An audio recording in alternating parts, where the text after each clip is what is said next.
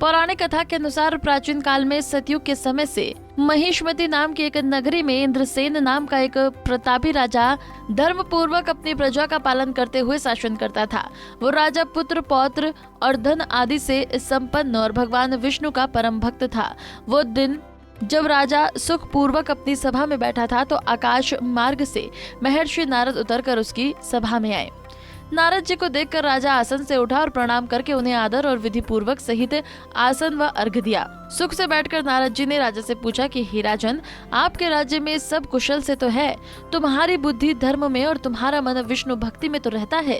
देवर्षि नारद जी की ऐसी बातें सुनकर राजा ने कहा कि हे महर्षि, आपकी कृपा से मेरे राज्य सब कुछ कुशल पूर्वक है तथा मेरे यहाँ सभी यज्ञ कर्मादि सुकृत हो रहे हैं। हे महर्षि, अब आप कृपा कर ये बताएं कि आपका यहाँ आगमन किस प्रयोजन से हुआ है, मैं आपकी क्या सेवा करूं।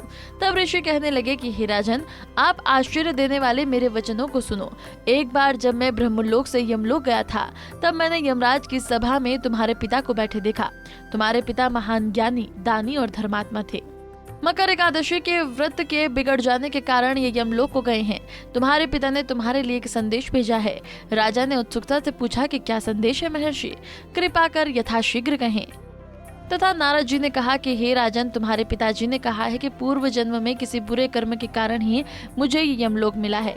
यदि मेरा पुत्र अश्विन माह के कृष्ण पक्ष इंद्रा एकादशी का व्रत करे तो उस व्रत के फल को मुझे दे दे तो मेरी मुक्ति हो जाएगी। मुझे भी इस लोक से मुक्त मिलकर स्वर्गलोक की प्राप्ति होगी।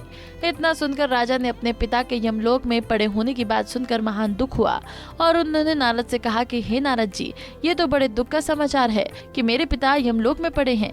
मैं उनकी मुक्ति का उपाय अवश्य करूंगा। आप मुझे इंद्रा एकादशी व्रत का विधान बताने की कृपा करें।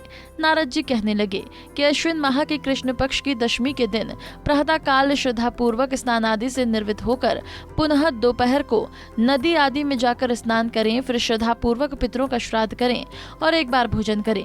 प्रातः काल होने पर एकादशी के दिन दातून आदि करके स्नान करें, फिर व्रत के नियमों को भक्ति पूर्वक ग्रहण करता हुआ प्रतिज्ञा करें कि मैं आज संपूर्ण भोगों का त्याग कर एकादशी का व्रत करूंगा।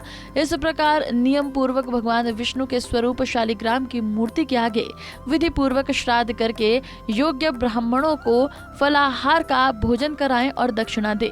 पितरों के श्राद्ध से जो बच जाए उसको सूंघ कर गौ को दें तथा इस दिन अपने पूर्वजों के नाम का दान पुण्य करें। तो दोस्तों, जो भी इस दिन एकादशी का व्रत करता है या मात्र व्रत की कथा ही सुन लेता है तो उसके प्रभाव से नरक में गए हुए पितरों का उद्धार हो जाता है। कुंडली टीवी डेस्क से तानिया की रिपोर्ट। इसी तरह की और भी जानकारी लेने के लिए हमारे चैनल को सब्सक्राइब करें और नई वीडियो की नोटिफिकेशन के लिए बेल आइकॉन दबाएं। अगर आप ये वीडियो फेसबुक पर देख रहे हैं तो वीडियो को लाइक और शेयर करें। साथ ही अपनी राय कमेंट बॉक्स में जरूर बताएं। धन्यवाद।